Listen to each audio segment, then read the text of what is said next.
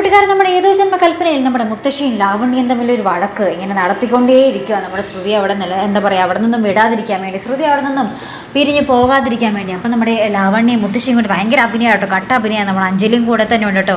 അപ്പോൾ ഇതിൻ്റെ ശേഷം നമ്മുടെ ശ്രുതിയെ എന്താ പറയുക, ഒന്ന് തണുപ്പിക്കാൻ വേണ്ടി നമ്മുടെ പാട്ടൊക്കെ വെച്ച് നമ്മുടെ മുത്തശ്ശിയും ലാവണ്യയും ശ്രുതിയും അഞ്ജലിയും ഒക്കെ തമ്മിൽ ഇങ്ങനെ ഡാൻസ് കളിക്കുന്ന ഒരു രംഗം തന്നെയാണ് നമ്മുടെ പ്രൊമോയിൽ കാണുവാൻ സാധിക്കുന്നത്. കഥ ഒത്തിരി വലിച്ചു നീട്ടുന്നുണ്ടോ എന്നൊരു സംശയം. എവിടെയെങ്ങാണ്ടൊക്കെ എത്തേണ്ട കഥയായിരുന്നു. ഇപ്പോഴും ആ ഒരു വഴക്കും ബഹളവും പാട്ടൊക്കെ തന്നെ ആയിട്ടുള്ളൂ.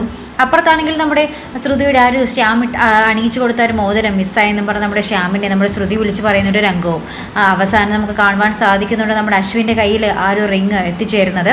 ഇനി എന്തായിരിക്കും, എങ്ങനെയായിരിക്കും കഥ മുന്നോട്ട് പോകുന്നത്? ആ റിങ് നമ്മുടെ ശ്രുതിയുടേതാണെന്ന് അറിയുമ്പോൾ, നമ്മുടെ ശ്രുതിയെ കല്യാണം കഴിക്കാൻ പോകുന്ന ആൾ ധരിപ്പിച്ചതാണെന്ന് അറിയുമ്പോഴുണ്ടാവുന്ന നമ്മുടെ അശ്വിൻ്റെ അവസ്ഥ എന്തായിരിക്കും? അപ്പോഴെങ്കിലും നമ്മുടെ ആ ഒരു ശ്രുതിയോടുള്ള ഒരു പ്രണയം മനസ്സിലാക്കി അത് തുറന്ന് പറയുമോ? അല്ലേ കൂട്ടുകാരെ, എന്തായാലും നമുക്ക് കാത്തിരിക്കാം. എത്രയും പെട്ടെന്ന് ഒരു കഥ ഇങ്ങനെ പോട്ടെ. ഈ വലിച്ചു നീട്ടലൊന്നും ഒഴിവാക്കി സ്പീഡിൽ പോയാലും നമ്മുടെ പ്രേക്ഷകർക്ക് ഒരു രസം ഉണ്ടാകും കാണാൻ. അല്ലേ കൂട്ടുകാരെ, എന്തായാലും നമുക്ക് കാത്തിരിക്കാം കേട്ടോ. അപ്പോൾ ഇതുപോലുള്ള പ്രൊമോ റിവ്യൂസിനും എപ്പിസോഡ് റിവ്യൂസിനും ഒക്കെ നിങ്ങൾ മറക്കാത്ത ചാനൽ സബ്സ്ക്രൈബ് ചെയ്യുക. അടുത്തൊരു വീഡിയോയുമായി വരുന്നത് വരയ്ക്കും ഗുഡ് ബൈ.